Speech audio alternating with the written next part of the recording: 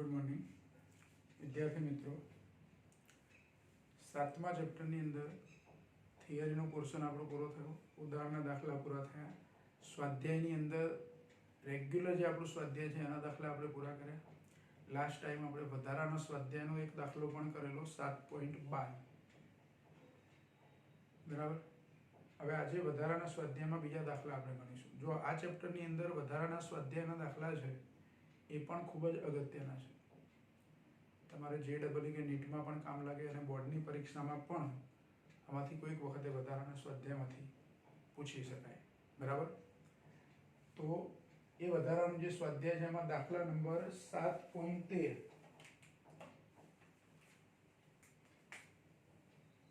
દાખલા નંબર 7.13.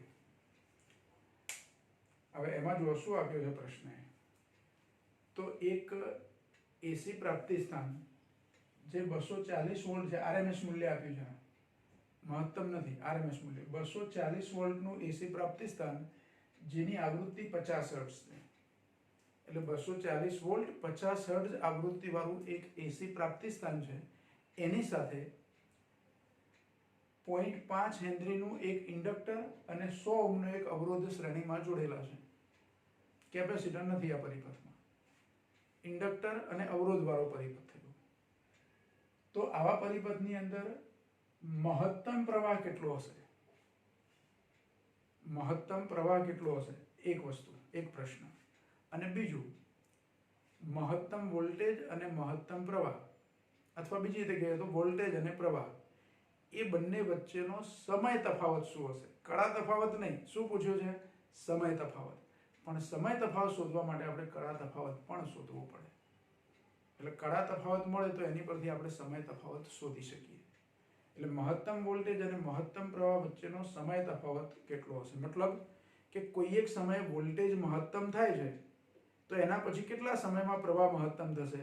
એ મહત્તમ થયો વોલ્ટેજ તે અને મહત્તમ પ્રવાહ થયો તે, એ બેમાં સમયનો શું તફાવત હશે?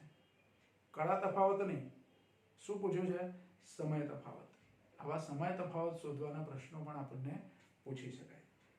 તો જો એની ગણતરી કરવા માટે પહેલા તો આપણે ઓમેગાની જરૂર પડશે.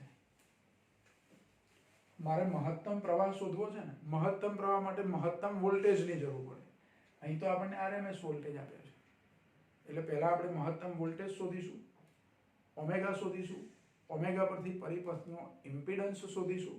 ઇમ્પિડન્સ મળશે એટલે આપણને મહત્તમ પ્રવાહ મળશે. બરાબર. એટલે જો પરિપથમાં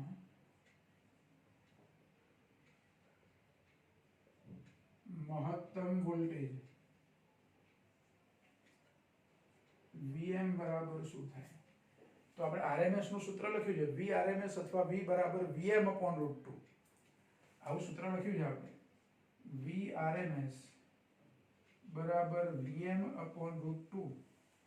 તો Vm લેવા હોય તો RMS ને √2 વડે ગુણવા પડે, એટલે √2 Vrms. પણ Vrms ને તો આપણે અહીંયા V વડે દર્શાવીએ છીએ.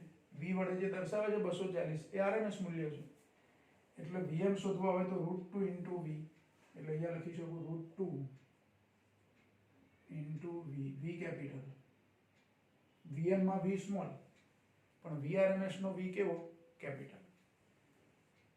તો √2 ગુણ્યા 240, √2 એટલે 1.41 થાય, ગુણ્યા 240 કરી દેવાના, એટલે આપણને મહત્તમ વોલ્ટેજ મળી જાય.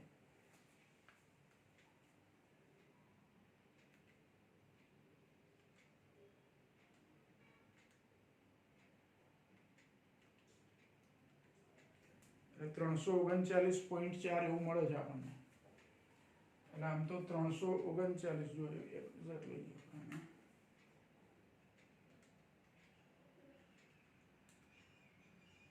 339 જેવું મળે આપણને. એટલે Vm બરાબર 339.4 મળે છે, ઉપર તો લખી દઈએ આટલા વોલ્ટ. આશરે 339 લઈએ તો પણ ચાલે. ચલો, આ Vm મળી ગયો આપણને. જો Vm શોધવાના નથી આપણે, પણ જરૂર છે એની, એટલે આપણે Vm શોધીએ છીએ. બરાબર. આગળની ગણતરીઓમાં એની જરૂર છે. ચલો હવે શું શોધીશું? તો આવૃત્તિ ન્યુ 50 હર્ટ્ઝ આપ્યું છે, એની પરથી ઓમેગા શોધી કાઢીએ પહેલા. એટલે કોણીય આવૃત્તિ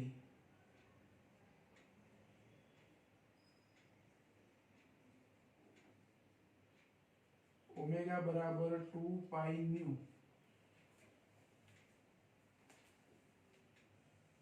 2 ગુણ્યા 3.14 ગુણ્યા 50, 50 દુ 100 ગુણ્યા 3.14 એટલે 314 રેડિયન પર સેકન્ડ ઓમેગા મળી ગયા.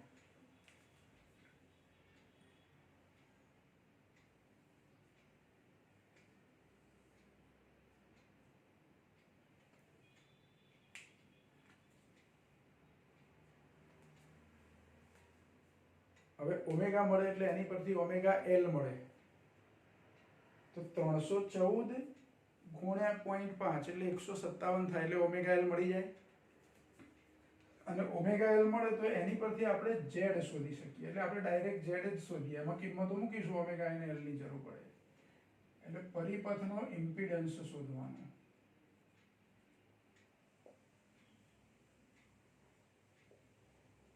ઇમ્પિડન્સ ઝેડ એનું સૂત્ર કયું? અહીંયા કેપેસિટર નથી એટલે √r² z બરાબર √r² પ્લસ xl² એટલે કે ઓમેગા સ્ક્વેર l², અને કેપેસિટર તો છે નહીં એટલે એ લખવાનું જ નહીં. આમ તો xl - xc હોલ સ્ક્વેર એવું લખાય, પણ એમાં xc નથી, કેપેસિટર નથી એટલે xc બરાબર 0 લેવાના. xc ગણવાના જ નથી આપણે, બરાબર. એટલે r² plus omega square l² કિંમતો મૂકી દઈએ. r આપ્યા છે આપણને 100, 100 નો વર્ગ થાય 10,000, ડાયરેક્ટ 10,000 લખી દઈએ આપણે, વત્તા ઓમેગા સ્ક્વેર l². હવે હમણાં કીધું આપણે ઓમેગા સ્ક્વેર 314 છે ને l જે એ 0.5 છે એનો વર્ગ, એટલે 314 નો વર્ગ ગુણ્યા 0.5 નો વર્ગ. અહીંયા લખીએ પહેલા આપણે કે 314 નો વર્ગ ગુણ્યા 0.5 નો વર્ગ,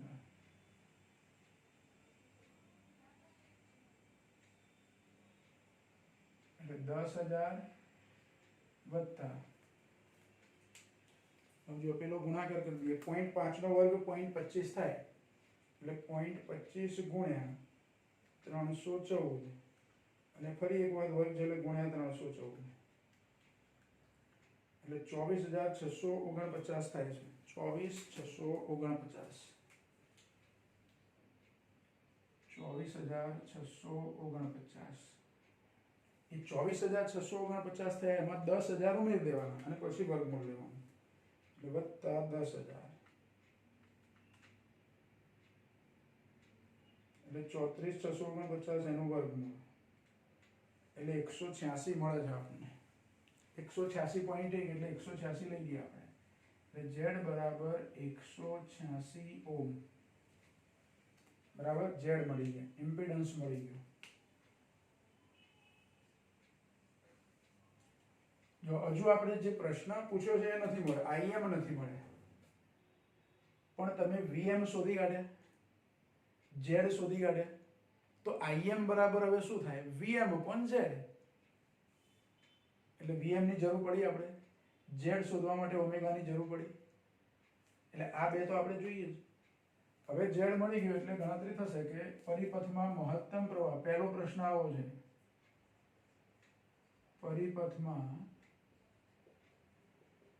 મહત્તમ પ્રવાહ Im બરાબર, મહત્તમ પ્રવાહને I મેક્સિમમ વડે આપણે દર્શાવીએ, તો Im બરાબર Vm/z. Vm કેટલા છે? તો 339.4 ભાગ્યા 186,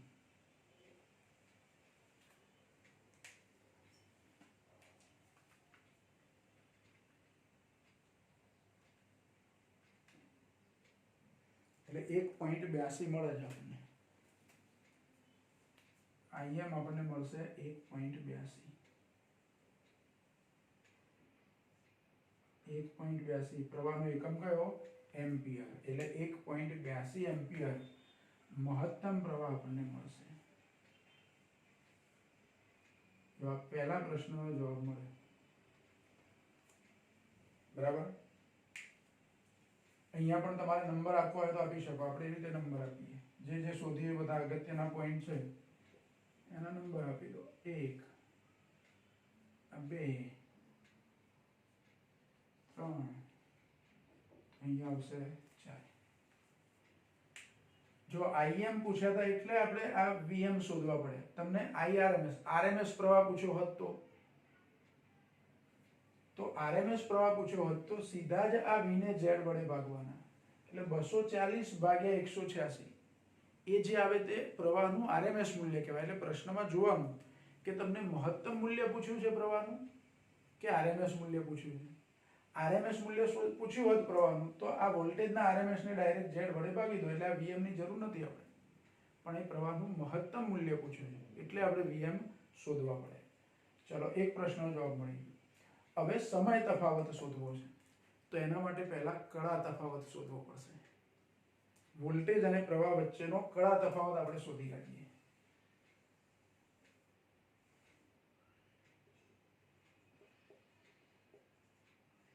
વોલ્ટેજ અને પ્રવાહ વચ્ચેનો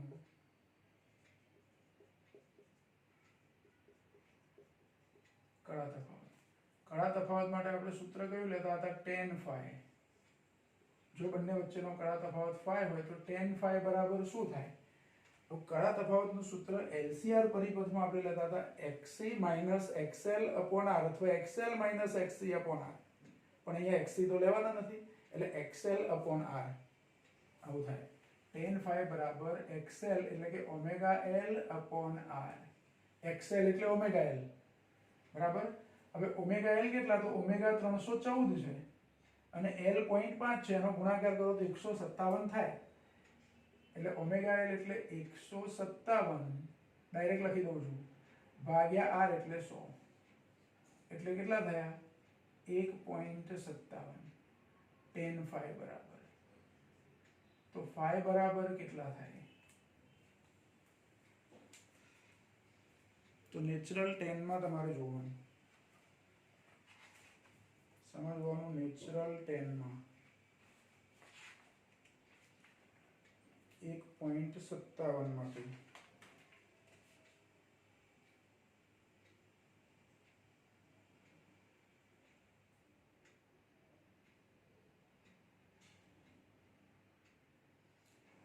અહીંયા બી આપણે 1.5697 આપ્યું છે તો ચાલે બરાબર અને એ 57 ડિગ્રી 30 મિનિટ 57 30 આપ્યું છે આપણે એટલે 57 ડિગ્રી 30 મિનિટ થયા અહીં ધ્યાન રાખો 57 ડિગ્રી 30 મિનિટ એટલે 57.5 ડિગ્રી આવું લખાય કારણ કે 30 મિનિટ એ 1 ડિગ્રી એટલે 60 મિનિટનું અડધું છે 1 ડિગ્રી બરાબર 60 મિનિટ થાય અથવા 60 મિનિટ બરાબર 1 ડિગ્રી આવું લખાય તો 30 મિનિટ એટલે કેટલું થયું આનું અડધું એટલે 0.5 ડિગ્રી એટલે જો 57 ડિગ્રી 30 મિનિટ એને મારે બીજી રીતે લખવું હોય તો 57 લખી દેવાના ડિગ્રી 57 પર નહીં લખવાનું પોઈન્ટ કરી 5 લખીને પછી ડિગ્રી કરવાનું એટલે આખું મૂલ્ય ડિગ્રીમાં થઈ ગયું આ ડિગ્રી અને મિનિટ હતું એનું આખું ડિગ્રી થઈ ગયું પણ આ phi નું મૂલ્ય છે એ મારે રેડિયનમાં લેવું પડે સમય તફાવત શોધવા માટે તમારે જે કિંમતની જરૂર પડશે એ કળા તફાવત છે ડિગ્રી મિનિટમાં ના ચાલે ભલે આપણે લોગ ટેબલ પરથી ડિગ્રી મિનિટ લઈ આવ્યા એને રેડિયનમાં કન્વર્ટ કરવું પડે અને પછી આપણે સમય તફાવત શોધી શકીએ ખાસ ધ્યાન રાખો સમય તફાવત શોધવા માટે જે કળા તફાવતનો ઉપયોગ કરીએ છીએ એ કળા તફાવત હંમેશા રેડિયનમાં જ તમારી જોડે હોવો જ જોઈએ બરાબર કેમ રેડિયનમાં હોવો જોઈએ તો સમય તફાવત શોધવા માટે તમારે ઓમેગાની પણ જરૂર પડશે અને ફાઈની પણ જરૂર પડશે અને ઓમેગામાં જો અહીંયા રેડિયન આપ્યું છે એટલે ફાઈમાં પણ એકમ કયો હોવો જોઈએ રેડિયન જ હોવો જોઈએ હવે રેડિયનમાં કેવી રીતે ફેરવવાનું ડિગ્રીને રેડિયનમાં કેવી રીતે ફેરવાય તો આપણે રેડિયન અને ડિગ્રી વચ્ચેનો સંબંધ ખબર છે 1 ડિગ્રી હોય જો 1 ડિગ્રી બરાબર પાઈ અપોન 180 રેડિયન આવું થાય. 11મા ધોરણમાં પણ આપણે આવો ઉપયોગ કરેલો છે પૂરક ભૌતિક રાશિઓમાં, બરાબર. તો 1 ડિગ્રીને આટલા વડે ગુણી દઈએ એટલે રેડિયન થાય, એટલે આને મારે પાઈ અપોન 180 વડે ગુણી કાઢવાના, તો રેડિયન થઈ જશે. એટલે 57.5 ગુણ્યા પાઈ ભાગ્યા 180, એટલે આ જવાબ રેડિયનમાં મળી જાય. પાઈનું મૂલ્ય આમાં 3.14 લઈ લેવાનું, બરાબર. એટલે એનું સાદુરૂપ આપીએ 57.5 ગુણ્યા 3.14 અને ભાગ્યા 180, એટલે 1 રેડિયન જેટલું મળે છે આશરે. 1.003 આવું મળે છે. પાઈ બરાબર 1.003 રેડિયન. કારણ કે 57.5 ગુણ્યા પાઈ કરી લે 180 પોઈન્ટ સમથિંગ મળે છે, અને 180 વડે ભાગવાના છે, એટલે 1 રેડિયન જેટલું મળ્યું. આ રેડિયન કહેવાય. અહીંયા ફાઈ નો એકમ શું આવશે? ખાલી રેડિયન. ઓમેગા નો એકમ હતો રેડિયન પર સેકન્ડ, પણ ફાઈ નો એકમ શું આવશે? ખાલી રેડિયન આવશે, બરાબર. ચલો, ફાઈ મળી ગયા. હવે સમય તફાવત શોધવાનો. જો સમય તફાવત શોધવા માટે આપણે વોલ્ટેજ અને પ્રવાહ, એલસીઆર શ્રેણી એસી પરિપથમાં વોલ્ટેજ અને પ્રવાહના સૂત્રોમાં વોલ્ટેજનું સૂત્ર તો ફિક્સ જ છે એવું આપણે કીધેલું છે. V બરાબર Vm sin ઓમેગા t વોલ્ટેજનું સૂત્ર છે. અને અહીંયા પરિપથ કયો છે? LR પરિપથ. LR પરિપથ માટે V બરાબર Vm sin ઓમેગા t, અને I નું સૂત્ર આપણે શું મેળવેલું? અને અહીંયા વોલ્ટેજ આપણે મહત્તમ લેવો હોય તો cos લઈ શકું. ધારો કે અહીંયા જુઓ cos લઉં. મેં cos કેમ લીધા? આપણે એવું કીધેલું કે cos અને sin બંને લઈ શકાય. ગણતરીમાં આપણે બધે વાપર્યા છે sin.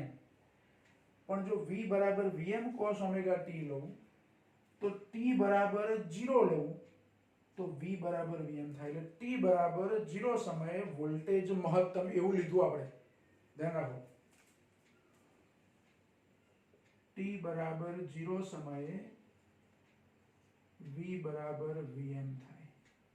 આ સૂત્ર પ્રમાણે v બરાબર Vm cos ઓમેગા t લઈએ તો અહીં t બરાબર 0 લો એટલે cos 0 થઈ ગયા, cos 0 1 થાય એટલે v બરાબર Vm થઈ ગયા.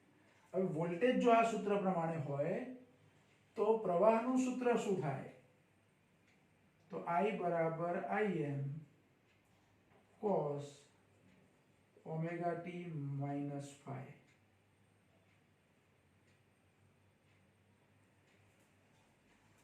अब प्रवाह मारे महत्तम लेवो होय तो आ कौंस 0 थवो जोईए. cos 0 1 થાય એટલે I બરાબર Im થાય. cos 0 1 થાય એનો મતલબ કે ઓમેગા t માઇનસ phi બરાબર 0 લેવું પડે. થાય કે ના થાય?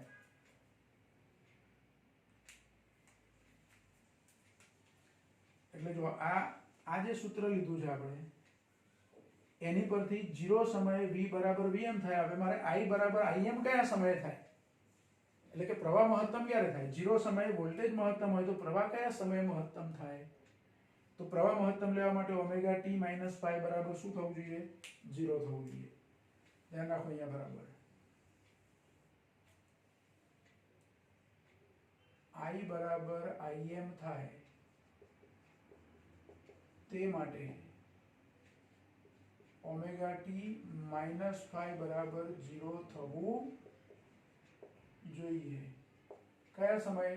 કોઈ t સમયે. ધારો કે આ તો t બરાબર 0 સમય, પણ 0 સમયે વોલ્ટેજ મહત્તમ હોય તો પ્રવાહ એ વખતે મહત્તમ હોય નહીં, કારણ કે બેની કળા સરખી નથી.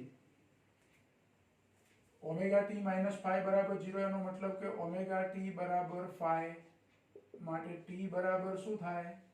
phi અપોન ઓમેગા થવું જોઈએ. એ t શોધવાના છે હવે. પણ ખાસ ધ્યાન રાખવા, હમણાં કીધું આપણે કે ઓમેગા રેડિયન પર સેકન્ડમાં હોય તો phi રેડિયનમાં હોવા જોઈએ. તો રેડિયન વાળા phi આ વાપરવાના, અને ઓમેગા ત્યાં આપણે જે લીધા છે તે. તો હવે આપણને મળી જશે t બરાબર. તો t બરાબર 1.003 આશરે એક જ કહેવાયા, બરાબર. ભાગ્યા 314 ઓમેગા 314 છે એટલે 1 ભાગ્યા 314 અથવા 1.003 ભાગ્યા 314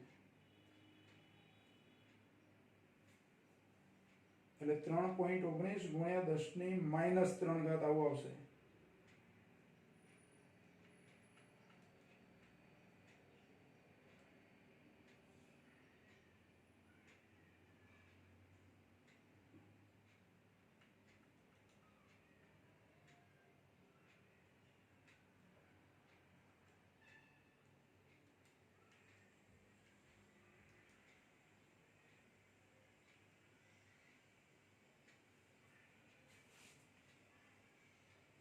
એક મિનિટ હા.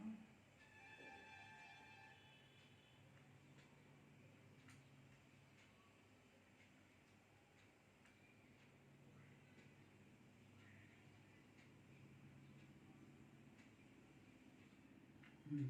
3.19 ગુણ્યા 10 ની -3 ઘાત.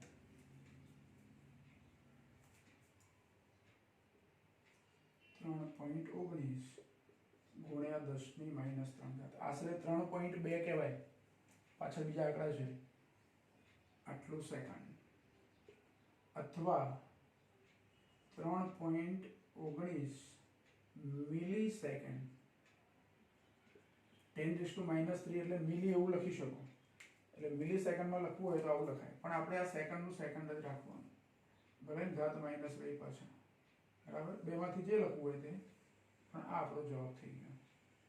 એટલે આ સમય તફાવત મળ્યો.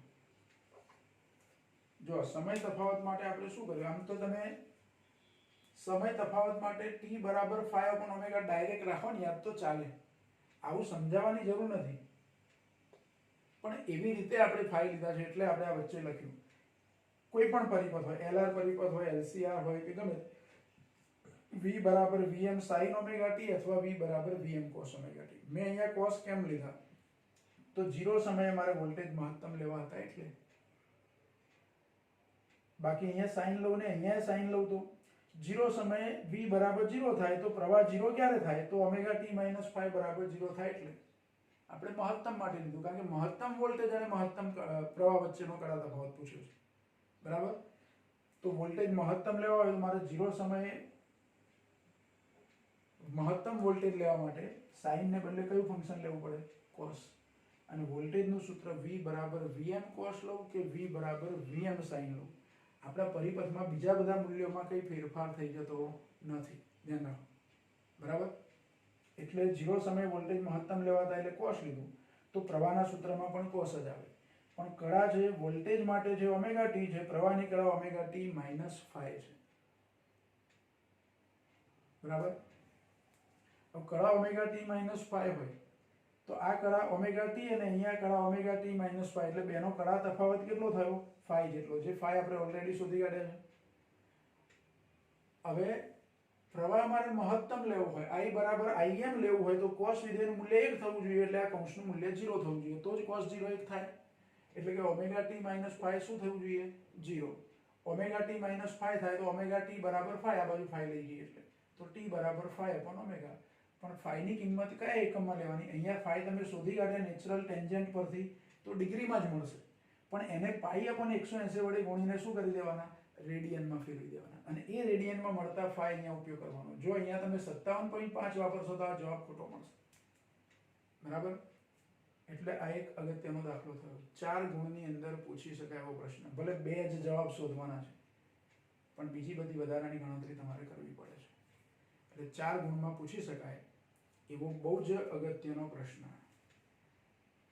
બરાબર, ચલો પહેલા આટલો દાખલો તમે લખી લેશો, પછી આગળ દાખલા આપણે ગણીએ.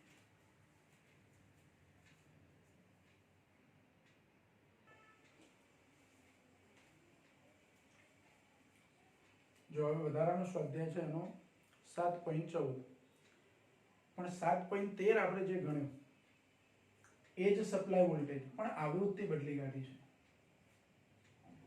7.13 ની અંદર આપણે 50 હર્ટ્ઝ આવૃત્તિ લીધી, એને બદલે ઘણી ઉચ્ચ આવૃત્તિ, બહુ જ વધારે આવૃત્તિ 10 કિલોહર્ટ્ઝ.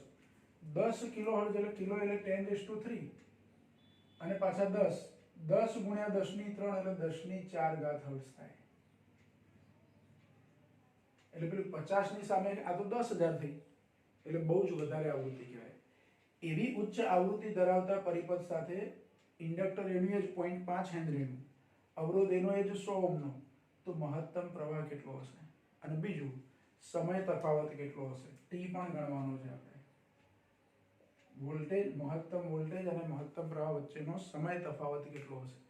એટલે અહીંયા જે દાખલો આપણે ગણ્યો એ જ રીત, કારણ કે પ્રશ્ન એના જ પૂછાય છે. ખાલી બદલાયું શું? આવૃત્તિ બદલાઈ. જે 50 હર્ટ્ઝ હતી એને બદલે 10,000 હર્ટ્ઝ લીધી. સૂત્રો એના જ, ગણતરી એની જ, પણ જો કંઈક નવું જાણવા આપણને મળશે. ચલો પહેલા તો આપણે ઓમેગા શોધી કાઢીએ. કોની આવૃત્તિ જરૂર પડશે? પેલામાં 314 હતી, કારણ કે 50 હર્ટ્ઝ લીધા એટલે ઓમેગા બરાબર 2 પાઈ ન્યુ. 50 હર્ટ્ઝને આધારે 314 ઓમેગા મળતા હતા, અહીં જુદા મળશે. ચલો કોણીય આવૃત્તિ કેટલી થાય પહેલા?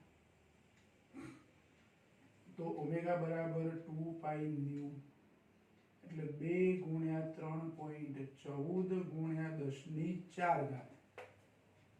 એટલે આવૃત્તિ જુદી થઈ જશે. હવે 3.14 ગુણ્યા 2 એટલે 6.28, એટલે ઓમેગા બરાબર 6.28 ગુણ્યા 10 ની 4 ઘાત રેડિયન પર સેકન્ડ. આટલા આપણને શું મળશે? ઓમેગા મળશે, જે પેલામાં 314 હતા. હવે ઓમેગા બદલાયા એટલે ઓમેગા એલ પણ બદલાશે, બરાબર.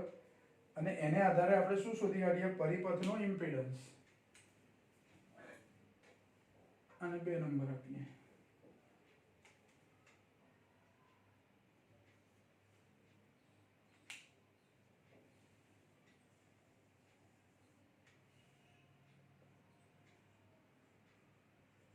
પરિપથનો ઇમ્પિડન્સ એ જ એલઆર પરિપથ છે, એટલે ઝેડ નું સૂત્ર પણ એના જ રહેશે, under root R square plus omega square L square. એટલે અંડર રૂટ આર સ્ક્વેર, જો 100 નો વર્ગ એટલે 10,000, 10,000 એટલે 10 ની 4 ઘાત ગણાય. 10,000 એટલે કેટલી ઘાત ગણાય? હું ઘાતમાં લખું છું અહીંયા. આ 100 છે ને, આર સ્ક્વેર એટલે 100 નો વર્ગ 10,000, 10,000 એટલે 10 ની કેટલી ઘાત? 4 ઘાત, પ્લસ જો ઓમેગા સ્ક્વેર એલ સ્ક્વેર. હવે ઓમેગા એલ શોધીએ તો શું થાય? તો ઓમેગા એલ શોધો. આ એલ આપ્યા છે, આ ઓમેગા છે. એલ એટલે 0.5 એટલે 1/2 કહેવાય. 0.5 એટલે 1/2.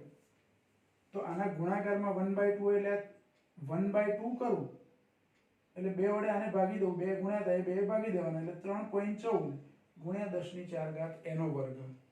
એટલે અહીંયા ડાયરેક્ટ આવું લખું છું, ઓમેગા એલ એટલે 3.14 ગુણ્યા 10 ની 4 ઘાત નો વર્ગ. આ 3.14 ગુણ્યા 10 ની 4 ઘાત એટલે ઓમેગા એલ આવી ગયું, એની પર વર્ગ છે એટલે વર્ગ કર્યો. હવે આનું સાદુરૂપ જો 3.14 નો વર્ગ એટલે 9.86 થાય, બરાબર. હવે ધ્યાન રાખજો ઘાતમાં શું છે, અહીંયા ધ્યાન રાખજો, બરાબર. વર્ગમૂળમાં 10 ની 4 ઘાત ગુણ્યા, સોરી વત્તા, અહીં વત્તા છે, વત્તા 3.14 નો વર્ગ એટલે 9.86 ગુણ્યા 10 ની 8 ઘાત થઈ જશે. હવે અહીંયા 10 ની 4 ઘાત છે ને, અહીંયા 10 ની 8 ઘાત છે, એટલે સીધો સરવાળો થાય નહીં. આ બેનો સીધો સરવાળો ના થાય. એટલે જો આને સહેજ જુદી રીતે કેવું લખવું જોઈએ? વર્ગમૂળમાં અહીંયા 1 ગુણ્યા 10 ની 4 ઘાત, આવું તો લખાય ને. ગુણાકારમાં કશું નથી એટલે 1. અહીં કોઈ ફેરફાર નથી કર્યો આપણે, ખાલી ગુણાકારમાં મેં 1 લખ્યા છે. હવે આમાં શું? તો અહીંયા મારે 10 ની 4 ઘાત કરવી હોય તો આ દશાંશ ચિહ્નને 4 સ્થાન મારે પાછળ લેવું પડે. એટલે 9, 8, 6, 0, 0 આટલું લખવું પડે. 98,600 લખવા પડે 9.86 ને બદલે. ગુણ્યા 10 ની 4 ઘાત થઈ જાય. હવે અહીંયા 8 ની કેટલી ઘાત થઈ ગઈ? 4 ઘાત થઈ ગઈ. બરાબર. તો 1 વત્તા 98,600 એટલે 98,601 થાય. અને ઘાત કેટલી રહે? 2 ની 10 ની 4 ઘાત કોમન રહે. એટલે સરવાળો કરું તો આવું લખાઈ જુઓ, 98,601 ગુણ્યા 10 ની 4 ઘાત આવું થયું. તો 98,601 એનું વર્ગમૂળ કાઢવાનું અને 10 ની 4 ઘાતનું વર્ગમૂળ 10 ની 2 ઘાત થાય. 98,601 એનું વર્ગમૂળ લેવાનું છે એટલે 314.00796 એવું મળે છે. એટલે 314.00 આવે એટલે 314 ગણી લઈએ આપણે. એટલે 314 ગુણ્યા 10 ની 2 ઘાત આ શું મળ્યું આપણને? Z આટલા ઓમ. અથવા અને 3.14 લખું તો 10 ની 4 ઘાત ઓમ થાય. ઇમ્પિડન્સ બહુ જ મોટો મળ્યો આપણને. આ અવરોધ તો 100 જ હતો, પણ આ ઓમેગાને કારણે ઓમેગાનું મૂલ્ય વધારે મળ્યું આપણને એટલે ઓમેગા એલ બહુ મોટા થઈ ગયા. એટલે આ કિંમત બહુ મોટી છે. તો ઇમ્પિડન્સની અંદર આર નો ફાળો બહુ નથી. ઇમ્પિડન્સમાં અવરોધ આર નો બહુ મોટો ફાળો નથી. ધારો કે અવરોધ અહીંયા આપણે 314 લીધા ને, 98,601 કર્યા, વર્ગમૂળ લીધું તો 314 મળ્યું આપણને. એટલે એ તો 98,600 નું જ વર્ગમૂળ મળ્યું. 3.14 નો જે વર્ગ હતો એનું જ વર્ગમૂળ મળ્યું. એટલે આમાં અવરોધનો બહુ મોટો ફાળો નથી. એટલે અહીંયા આપણે લખીએ કે ઇમ્પિડન્સમાં અવરોધનો બહુ મોટો ફાળો નથી.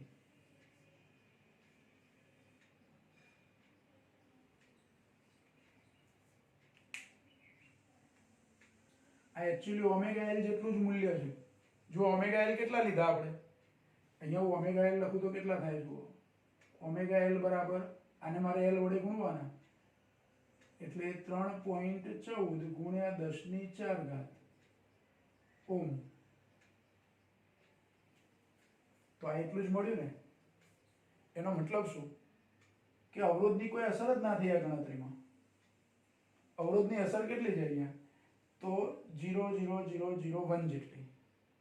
એટલે અવરોધની બહુ અસર નથી. એટલે આપણે અહીંયા કહી શકીએ કે સમીકરણ 3 પરથી કહી શકાય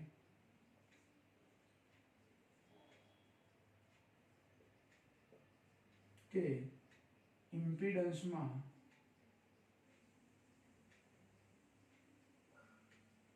અવરોધનો ફાળો ઘણો ઓછો છે. જો એકચ્યુઅલી આપણને આઈએમ અને ટી શોધવાના કીધા છે, પણ એમાં એવું પણ પૂછ્યું છે, પ્રશ્નમાં જોડે પૂછ્યું છે. જો એક વિધાન એવું લખ્યું છે, તમારી જોડે ચોપડી હોય તો જુઓ એમાં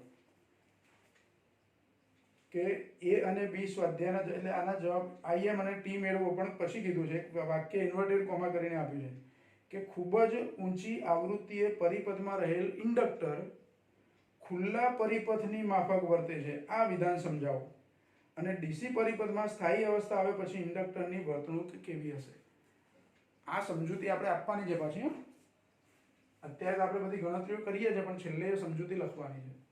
તો એક વસ્તુ આપણને અહીંથી એવી જાણવા મળી કે ઇમ્પિડન્સ શોધવામાં અવરોધનો બહુ ફાળો નથી. ક્યારે? આવૃત્તિનું મૂલ્ય ઘણું જ વધારે હોય ત્યારે, ઉચ્ચ આવૃત્તિ હોય ત્યારે. ચલો આપણને ઝેડ મળી ગયા એટલે હવે આઈએમ શોધીએ. પરિપથમાં મહત્તમ પ્રવાહ.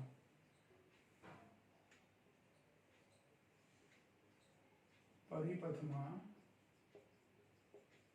મહત્તમ પ્રવાહ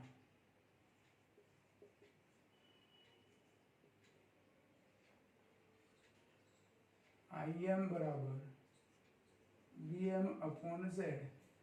VM 339.5 છે, સોરી 339.4 અને Z આપણે શોધી કાઢ્યા 3.14 ગુણ્યા 10 ની 4 ઘાત. તો IM મળી જાય આપણને. એટલે 339.4 ભાગ્યા 3.14,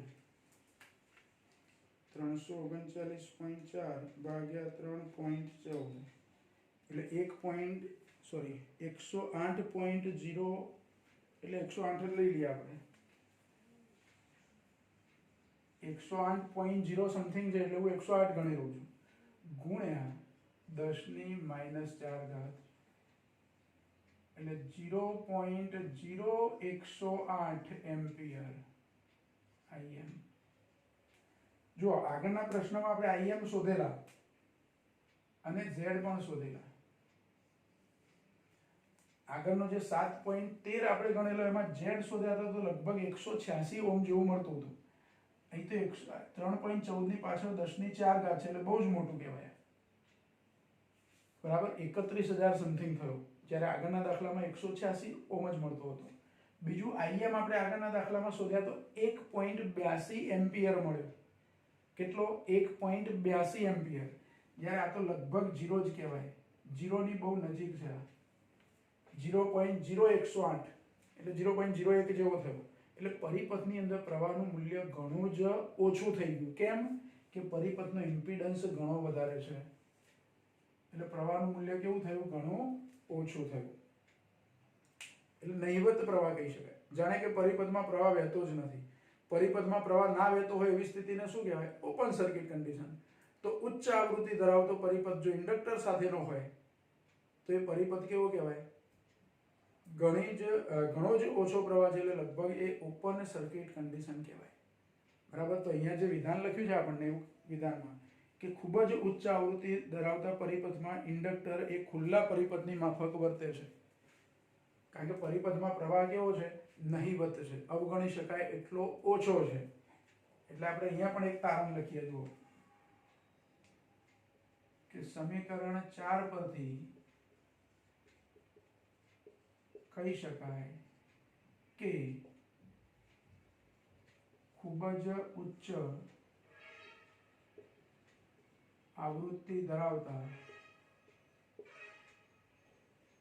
પરિપથમાં ઇન્ડક્ટર ખુલ્લા પરિપથ તરીકે વર્તે છે. કારણ કે પરિપથમાં મહત્તમ પ્રવાહ ઘણો જ ઓછો છે, એટલે કે અવગણી શકાય એટલો છે. આ તો મહત્તમ પ્રવાહ છે. RMS પ્રવાહ શોધું હતું, આને પાછા √2 વડે ભાગવા પડે, એટલે 1.41 વડે ભાગવા પડે, એટલે આનાથી ઓછો થઈ જાય. એટલે પરિપથમાં પ્રવાહ નહિવત થઈ ગયો. એટલે પરિપથમાં ઇન્ડક્ટર છે ખુલ્લા પરિપથ તરીકે વર્તે, જાણે કે પરિપથમાં પ્રવાહ પસાર થતો નથી એવી રીતે વર્તે. હવે સમય તફાવત શોધવા માટે આપણે ફાઈ શોધવા પડશે. એટલે tan phi લઈએ. હવે એટલે કડા તફાવત શોધીએ. હવે કડા તફાવત tan phi બરાબર ઓમેગા L ભાગ્યા R. હમણાં આપણે આવું લીધેલું છે. ઓમેગા L એટલે 3.14 ગુણ્યા 10 ની 4 ઘાત છે. એટલે 3.14 ગુણ્યા 10 ની 4 ઘાત ભાગ્યા R એટલે 100.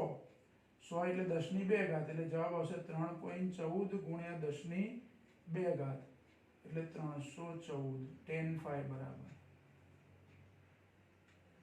tan phi કેટલા આવશે? 314.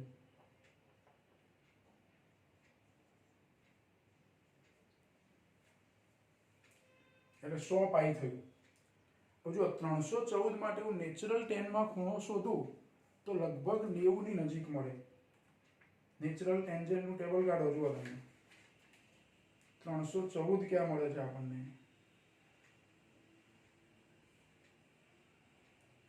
નેચરલ ટેન્જન્ટમાં તમે જોશો તો 89 ડિગ્રી અને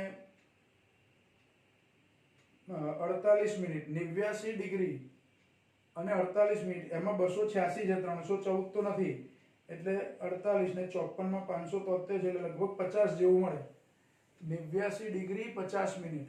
હવે 89 ડિગ્રી 60 મિનિટ લો એટલે લગભગ 90 થઈ જાય.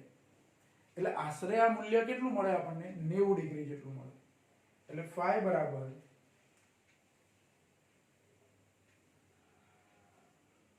લગભગ કેટલું મળે? π/2 રેડિયન મળે. આમ તો phi બરાબર આવું મળે આપણને 89 ડિગ્રી અને 50 મિનિટ જેવું. એટલે 89.9 જેવું થાય. 89 89 જેવું અથવા 88 જેવું એવું કંઈક થાય. 50 ભાગે 60 કરીએ એટલે પોઈન્ટ કેટલા આવે જોઈએ આપણે.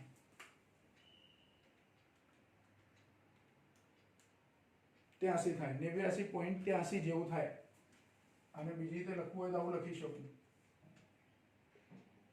89.83 ડિગ્રી phi બરાબર. અને રેડિયનમાં આને આશરે 90 કહી શકું. એટલે π/2 રેડિયન થયું. કેટલું થયું? π/2 રેડિયન. તો હવે સમય તફાવત કેટલો મળે? તો સમય તફાવત t બરાબર phi upon omega એવું લખેલું આપણે.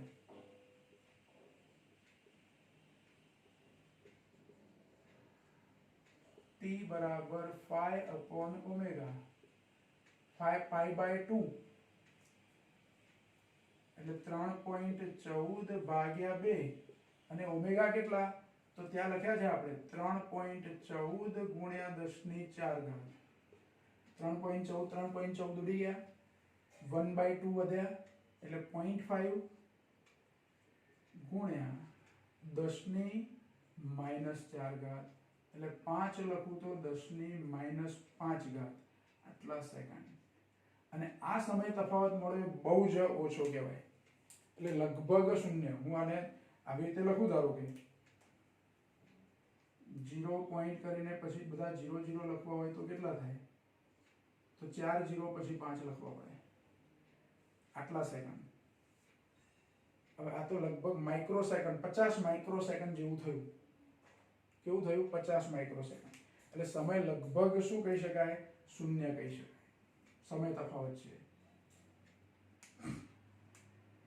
એટલે બહુ જ ઓછો સમય તફાવત મળે. પેલામાં મિલીસેકન્ડ મળતો હતો, 3.19 મિલીસેકન્ડ. પણ આ તો મિલીસેકન્ડમાં જે 10⁻³ ઘાત હતી એને બદલે 10⁻5 ઘાત. એટલે સમય કેવો મળ્યો? બહુ જ ઓછો મળ્યો. બરાબર? એટલે આ પાંચમો જવાબ. એટલે અહીંયા સમય તફાવત બહુ ઓછો મળે. એટલે જો એક વિધાન આપણે જે કહેવાનું હતું અહીંયા કે ખુલ્લા પરિપથ તરીકે વર્તે, ઉચ્ચ આવૃત્તિ ધરાવતા પરિપથમાં ઇન્ડક્ટર એ ખુલ્લા પરિપથ તરીકે વર્તે. અને બીજું કીધું છે આપણને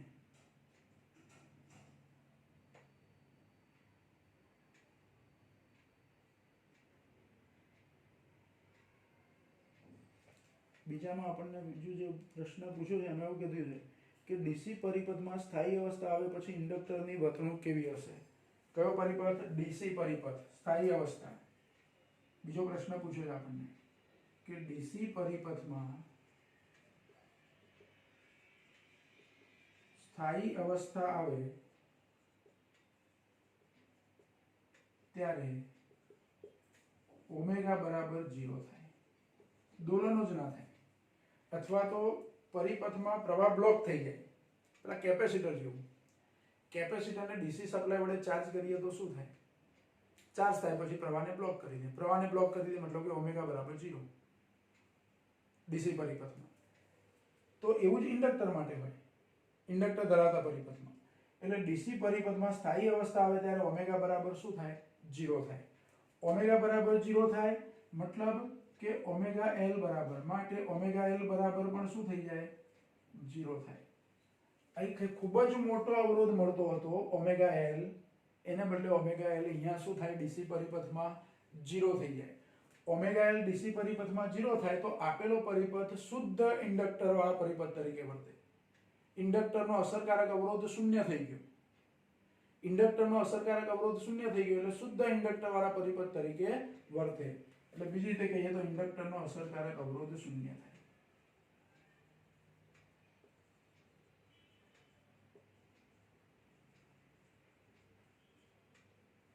કેવો થઈ જાય? શૂન્ય થાય. બરાબર?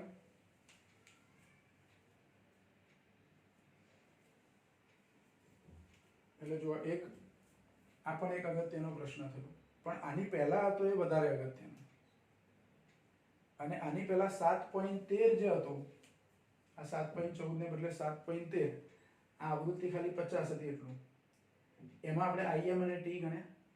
ધારો કે આવો જ પ્રશ્ન છે જેમાં ઇન્ડક્ટરને બદલે કેપેસિટર, અવરોધ 100 ઓહ્મ વાળો જ રાખું પણ ઇન્ડક્ટરને બદલે કેપેસિટર જોડી દઉં અને ફરીથી આવા બધા પ્રશ્નો પૂછ્યા હોય તો તો ફેરફાર ક્યાં થાય? કેપેસિટર આપ્યું હોય ત્યાં Vm તો આપણે શોધવા પડે, કોણીય આવૃત્તિ પણ શોધવી પડે. ન્યુ 50 લઈએ એટલે 314 મળે. આ તો એક જ પ્રશ્નમાં 10 કિલો હર્ટ્ઝ આપી છે, બાકી 10 કિલો હર્ટ્ઝ આવૃત્તિ આપણને રેગ્યુલર પ્રશ્નમાં આપ્યું હોય નહીં.